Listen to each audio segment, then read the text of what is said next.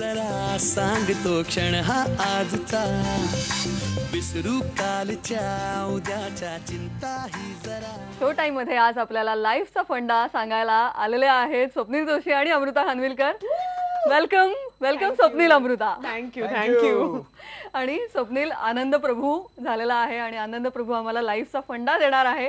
तो काय आहे, वेलकम जिंदगी काय आहे याबद्दल आधी सांग. सगळ्यांना आधी आंतरराष्ट्रीय योगा दिनाच्या मनपूर्वक शुभेच्छा आणि हॅपी फादर्स डे. वेलकम जिंदगी टायटल मध्ये सगळं आलं. आयुष्याला वेलकम करणारा सिनेमा आहे, आयुष्यावर प्रेम करायला शिकवणारा सिनेमा आहे. आणि एका वाक्यात सांगा नाहीतर एखादं मोठं नॉवेल लिहा, पुस्तक लिहा, एखादा मोठा ग्रंथ लिहा, शेवटी आयुष्याचं सार हेच आहे की सुखी राहा, समाधानी राहा आणि आनंदात राहा. आणि आमच्या पद्धतीने खारीचा वाटा आहे, आमचा प्रयत्न आहे हेच पुन्हा एकदा सांगण्याचा.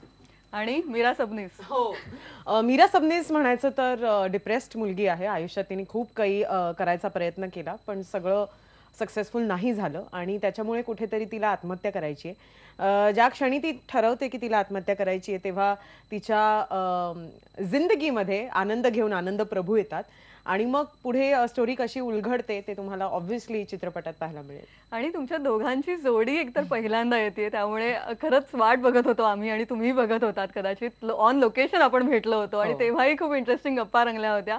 तर हे दोघांची ही जोडी पहिल्यांदा, तर ही केमिस्ट्री कशी रंगली? पहिल्यांदा आय थिंक अजून ती जोडी यायची आहे. प्रत्येक इंटरव्ह्यू मध्ये हे बोलते की जरी माझा आणि स्वप्नीलचा हा पहिला चित्रपट असला ना तरी सुद्धा हा माझ्यासाठी पहिला चित्रपट नाहीये, कारण स्वप्नील जोशी, द सुपरस्टार स्वप्नील जोशी तुमच्या समोर आहे आणि तुम्ही त्याला रोमॅन्स करत नाही म्हणजे काही हिरोईनचा काही उपयोगच नाही असं मला वाटतं. हा तो सिनेमा नाहीये असं म्हणायचं. हा एक शगुनचा पण 1 रुपया किंवा एक बाप्पाच्या चरणी आपण एक नवस लावतो तसं आहे की प्लीज याच्या पुढे मला जे काही स्वप्नील बरोबर चित्रपट मिळतील तर ते हार्डकोर रोमॅन्टिक फिल्म्स असू देत. म्हणजे मी तुला सांगते निलिमा, असं झालंय शूटिंगच्या वेळेस की हा म्हणजे समोर आहे आणि इतकं मन होतं रोमॅन्स करायचं आणि कट इतना रोमॅन्टिक सीन नाही असं आमच्या डिरेक्टर माईक वरून येतं. कदाचित स्वप्नीलच्यातच ती जादू आहे का? हो, आणि माझी इतकी चिडचिड झालेली आहे की मी म्हटलं अरे असं कसं होईल. पण जोक सपाट खूप डिफरंट सिनेमा आहे आणि खूप डिफरंट कॅरेक्टर आहे स्वप्नीलचंही माझंही. आणि अख्ख्या चित्रपटात हाफ सीन रोमॅन्टिक आहे आम्हाला, बस that's it. Half scene is romantic. आणि जसं आता दोघांचे लुक खूप छान आलेत. तुझं तर तो फ्रेंच बियर्ड आणि हातात गिटार आणि तो एक वेगळाच लुक आहे. आणि कॅरेक्टर ही म्हणजे असा स्वप्नील कदाचित आधीच्या सिनेमात कधीच नाही दिसलाय. काय सांगशील? हो, ऍब्सोल्युटली आमच्यासाठी पण नवीन आहे. लुक बद्दल मी आवर्जून सांगेन की ह्याचं श्रेय संपूर्णपणे आमचा दिग्दर्शक उमेश घाडगे, माझा स्टायलिस्ट विनोद सरोदे आणि चित्रपटाचे costume stylist Ashley Rebello sir यांना जातं. I was against this look. मी मान्य करतो प्रांजळपणे की मला हा लुक, मला वाटलं होतं की वर्क नाही होणार. का नको होता?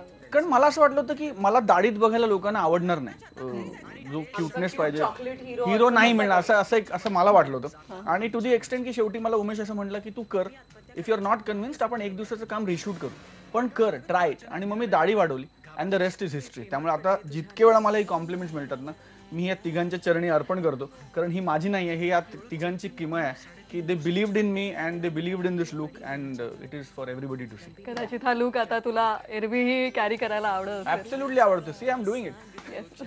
एक्झॅक्टली. आणि जसं तुझाही लुक जो आहे, चष्मा, अशी एक अमृता आम्ही नव्हती बघितली. आणि कम्प्लिटली म्हणजे ग्लॅमराइज्ड नाही आहे ती खूप डिप्रेस्ड मुलगी आहे. तिचे केस कसेही आहेत, मग ती वेण्याच बांधते आणि मग तिच्या लुककडे जर का तू बघशील, जनरली मी माझ्या लुकवर खूप कॉन्सन्ट्रेट करून किंवा खूप वर्क करून एखादा लुक प्लॅन करते, पण इकडे तसं काहीच नाही. मला जे गंजी दिली घालायला मी गंजी घातली, वरतून पुलोवर दिला मी तो घातला, मेकअप खूप मिनिमल होता. सो लुक असा काही नाहीये, कारण बेसिकली कॅरेक्टर खूप डिप्रेस्ड असल्यामुळे आणि जे काही whatever she goes through in the film, so costumes किंवा look was never a problem की अरे आम्हाला लुक असाच हवाय किंवा तसाच हवाय.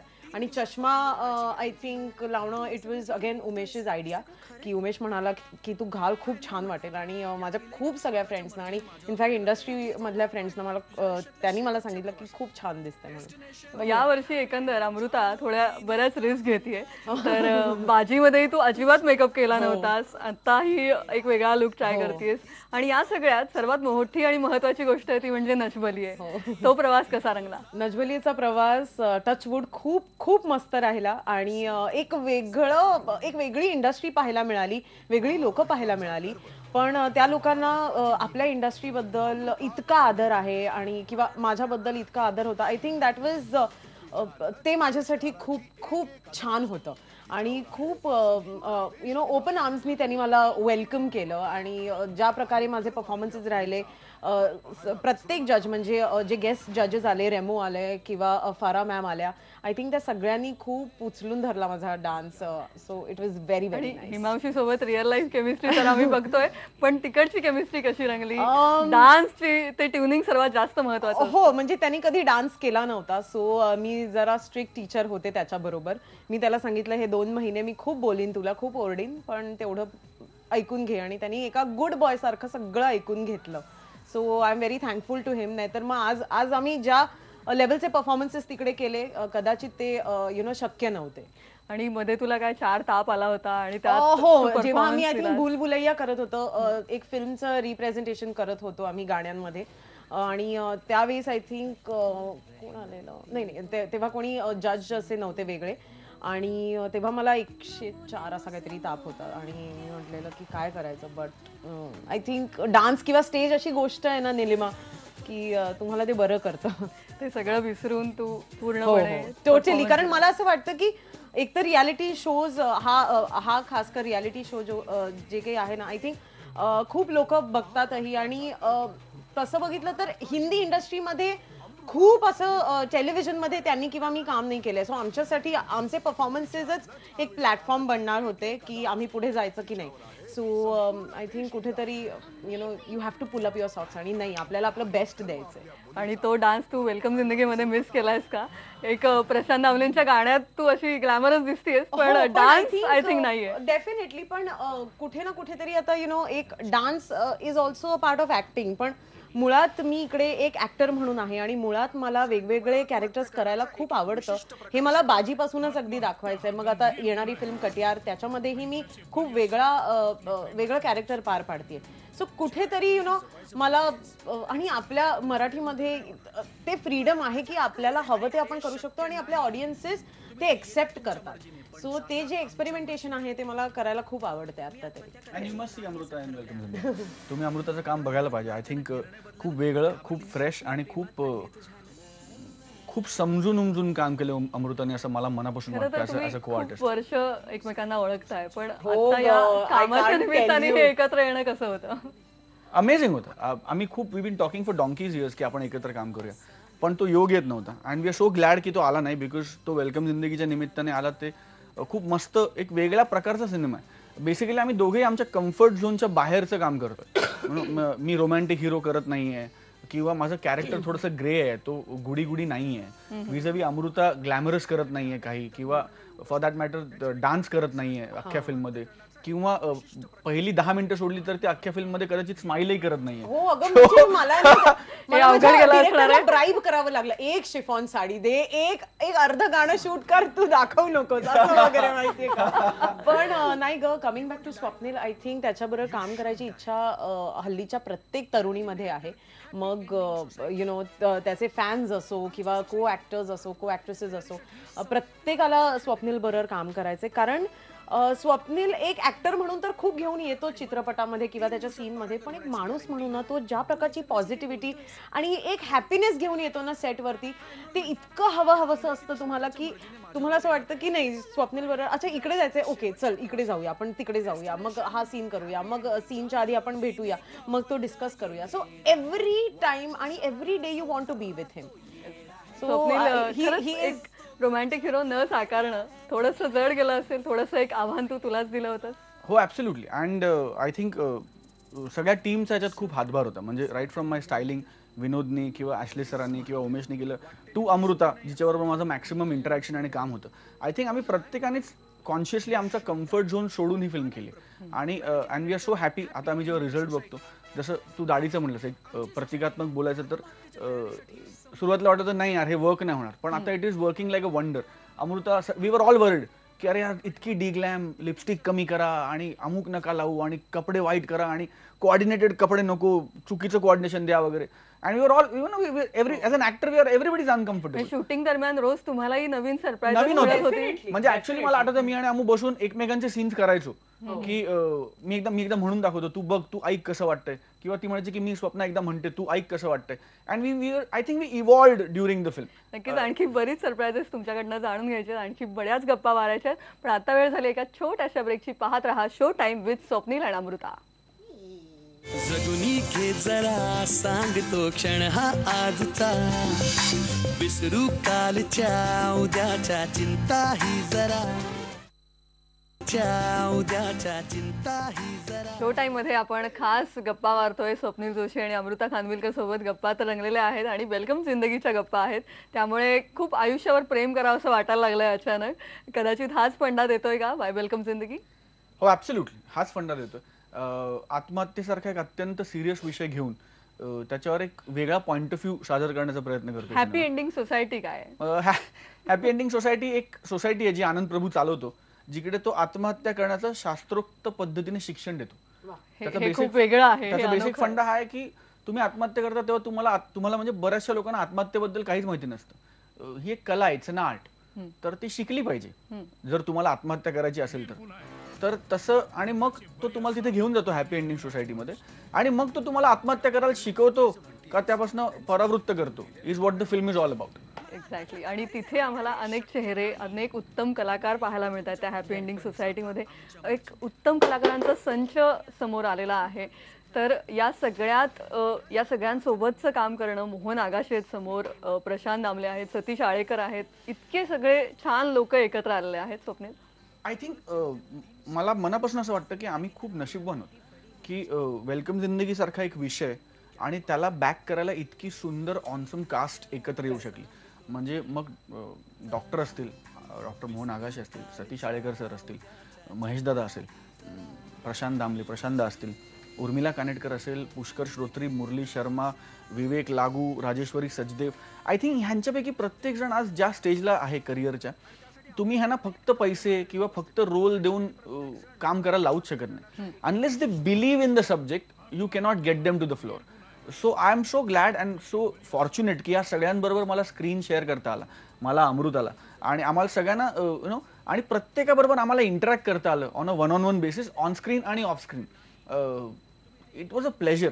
म्हणजे तुम्हाला चित्रपटच बघायला लागेल हे जाणून गेला की what have these people brought to the table. एकाच सिनेमात पंचपक्वान्नाचं ताट समोर आलेलं आहे. आणि माझा एक सीन होता आणि तिचा मी खूप उशिरा रात्रीपर्यंत तिचं शूटिंग केलं.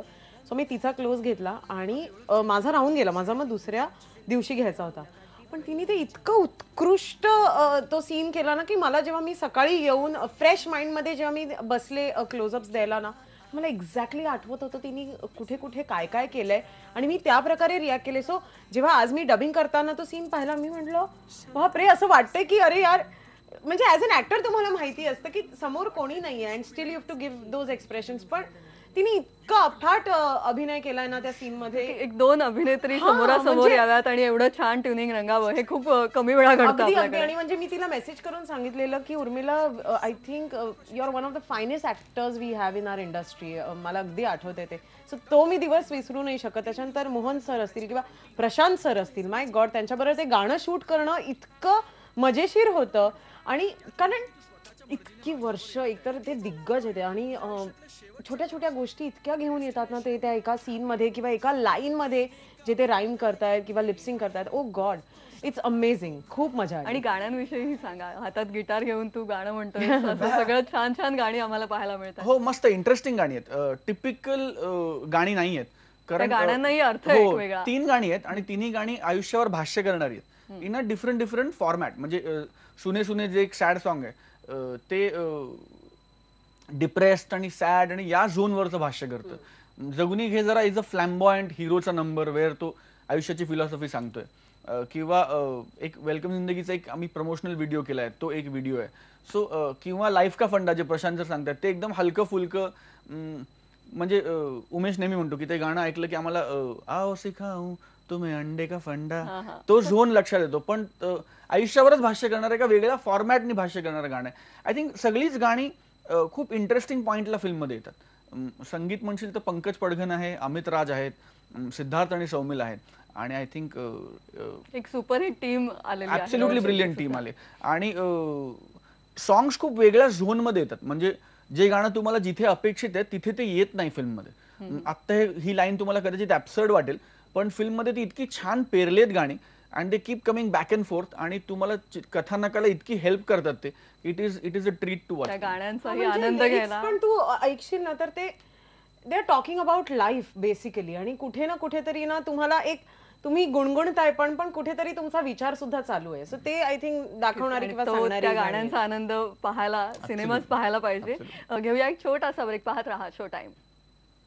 जगुनी घे जरा सांगतो क्षण हा आजचा, विसरू कालच्या उद्याच्या चिंता. शो टाइम मध्ये आपल्या सोबत आहेत स्वप्नील आणि अमृता. खूप धमाल सुरू आहे आणि काय जिंदगी की तरह मुलाखत भी बड़ी होनी चाहिए, लंबी नहीं, याचा प्रत्यय आता मला येतोय कारण ही आपली मुलाखत फारच रंगलेली आहे.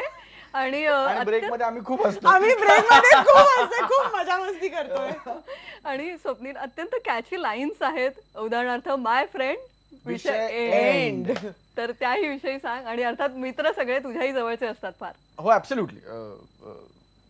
मैत्री आणि मित्रांमुळे चाललंय सगळं. ऍब्सोल्युटली निर्विवाद. आणि माय फ्रेंड विषय एंड खूप इंटरेस्टिंग लाईन आहे आणि आय थिंक ह्याचं क्रेडिट सिद्ध्या चांदेकर आणि क्षितिज पटवर्धनला आहे. या दोघांची लाईन होती. हे दोघे खूप वापरतात. ही लाईन बेसिकली पुण्याची आहे आणि तिथे खूप वरच्यावर वापरली जाते. आणि मी सिद्ध्याकडनं एकदा लाईन ऐकली आणि मी सिद्ध्याला म्हटलं की सिद्ध्या लाईन सुपर आहे यार, मैं इसको यूज करूंगा कहीं. मग कॉपीराइट आणि मी सिद्ध्याला म्हटलं की मैं इसको यूज करू क्या कहीं. सिद्ध्या म्हटलं अरे कर ना मेरे भाई, कर ना, मेरा कौन सा घर, कुठली मी कुठे इजाद केली, कर ना. आणि वेलकम जिंदगीचं स्क्रिप्ट वाचलं आणि मला असं वाटलं की खूप वेगवेगळ्या पद्धतीने ना ही लाईन वापरता येऊ शकेल. आणि चित्रपटात ती इतक्या वेगवेगळ्या जागी येते आणि इतक्या वेगवेगळ्या इमोशन्सला येते. म्हणजे हॅपीनेस मध्ये येते, सॅडनेस मध्ये येते, अँगर मध्ये येते. So amazing. आणि ती लाईन अशी इतकी चपखल बसली right from the first scene की आम्हाला असं वाटलं की जवळजवळ स्क्रिप्टची लाईन आहे. So yes. आणि I believe it's very popular कारण डिजिटल प्लॅटफॉर्म्सवर, सोशल नेटवर्किंगवर लोक खूप मला किंवा नुसतं म्हणजे मी पुण्याला कोल्हापूरला गेलो होतो तेव्हा रस्त्यात चालताना कोणतरी ए माय फ्रेंड असं ओरडतो, मग आपण आणि तशीच दुसरी लाईन आहे काय, खर्चा नाही तर चर्चा नाही. खर्चा नाही, ती महेश दादाच्या तोंडी लाईन आहे. पण परत तेच की I think all these lines एक तर सुपर्ब लाईन्स आहेत, पण ते ज्या पॉइंटला फिल्ममध्ये येतात किंवा ज्या इमोशनल काय म्हणतात त्या फेज मध्ये त्या फिल्मला येतात, त्या मोमेंट फार इंटरेस्टिंग आहेत. म्हणजे तुम्ही इमॅजिनच करू शकत नाही की खर्चा नाही तर चर्चा नाही ही लाईन कुठल्या पॉइंटला येते फिल्ममध्ये. आणि ती जेव्हा येते तेव्हा तुम्हाला कळत नाही की आता हसायचं का रडायचं आहे लाईनवर. आणि समोर अमृता आणि महेश दादा आहे, they have a brilliant scene आणि कल्ला गेला दोघांनी सीन. आणि अमृता अशीच एखादी इंटरेस्टिंग मोमेंट असेल ऑन सेट, ऑन लोकेशन, बऱ्याच असतील पण एखादी आमच्याशी शेअर करशील? कुठली वाली सांगू? कुठली सांग, टीव्हीवर सांगतात तशी. माय गॉड. एक आमचा आय थिंक क्लायमॅक्सचा का प्री क्लायमॅक्सचा सीन होता आणि नाही क्लायमॅक्सचाच सीन आहे वेअर एक हॉस्पिटलचा सेटअप आहे वगैरे वगैरे वगैरे. आणि यु नो स्वप्नीलचा असा खूप मोठा मोनोलॉग वगैरे वगैरे आहे. तर तो जो मोनोलॉग आहे ना, स्पेशल तो जो मोनोलॉग आहे तो असा खूप तऱ्हेने करायचा आम्ही प्रयत्न करत होतो. मग स्वप्नीलने त्याचे खूप मसाला, स्पाइस आणि हे सगळं टाकलं, मग एक आम्ही ब्लँड केला असं वगैरे करता करता यु नो तो सीन इतका छान झाला. That is a scene which is very close to my heart. कारण स्वप्नीलला इतक्या जवळून तुम्ही अभिनय करताना पाहणं आणि तो इतक्या छोट्या छोट्या जागी, इतक्या छोट्या छोट्या गोष्टींमध्ये इतकं वेगळं काहीतरी करून जातो ना, दॅट वॉज फॅसिनेटिंग. सो एकदा असं झालेलं आहे की मी त्याच्याकडे बघते आणि मी माझी लाईन विसरले आणि उमेश इज लाईक अगं लाईन बोल. आणि हा काय लाईन आहे.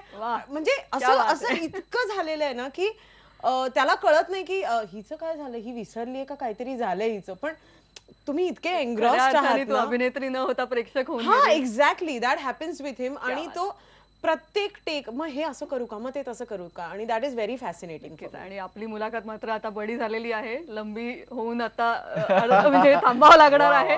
पण आता जाता जाता स्वप्नील ती पोज तर होऊन जाऊ दे. कुठली पोज? वेलकम जिंदगी. वेलकम जिंदगीची पोज नाही. आय थिंक आपण वेलकम जिंदगी बद्दल इतकंच म्हणूया की 26 जूनला तुमच्या जवळच्या चित्रपटगृहात सिनेमा येतोय. प्लीज थिएटरमध्ये जाऊन हा सिनेमा बघा. आणि प्रत्येकाने आयुष्यावर प्रेम करा, आणि जर प्रेम करत असाल तर प्लीज हा सिनेमा बघा. You will love the film. विषय जरी आत्महत्येसारखा सिरियस असला तरी त्याची मांडणी आणि खूप एंटरटेनिंग आणि खूप काय म्हणूया आपण खूप प्रीची न करता काहीतरी छान देऊन जाणारा cinema. And I am hoping की तुम्हाला सगळ्यांना तो आवडेल. Amu is splendid in the film, absolutely splendid. आणि वेगळ्या प्रकारचा सिनेमा आम्ही करण्याचा प्रयत्न करतोय. प्लीज चित्रपटगृहात जाऊन हा सिनेमा बघा. Thank you so much. तुम्ही हो, मला एक बोलायचं आहे की जनरली असं होतं की एखादा सेन्सिटिव्ह सब्जेक्ट आपण घेतो तेव्हा आपला लाडका सुपरस्टार जेव्हा त्या गोष्टीबद्दल बोलत असतो ना, तेव्हा त्या गोष्टींचा दम वाढतो किंवा भार वाढतो असं मला वाटतं. आणि तसंच आपल्या या लाडक्या सुपरस्टारने केलेलं आहे. स्वप्नील येऊन तुम्हाला सांगतोय की लाईफ ही किती एन्जॉय करायची गोष्ट आहे, आणि छोटे छोटे अप्स अँड डाऊन्स असतात ते विसरून जायचे असतात. मुळात तुम्ही लाईफ खूप एन्जॉय करायची असते असं तुमचा लाडका स्वप्नील जोशी सांगतोय. So please go and watch 26 जूनला वेलकम जिंदगी. Thank you so much. आज तुम्ही इतका छान आम्हाला वेळ दिलात आणि खरंच आयुष्यावर प्रेम करायला शिकवलं. Thank you so much. Thank you so much. Show time मध्ये आज इथेच थांबूया. पाहत रहा IBN लोकमत.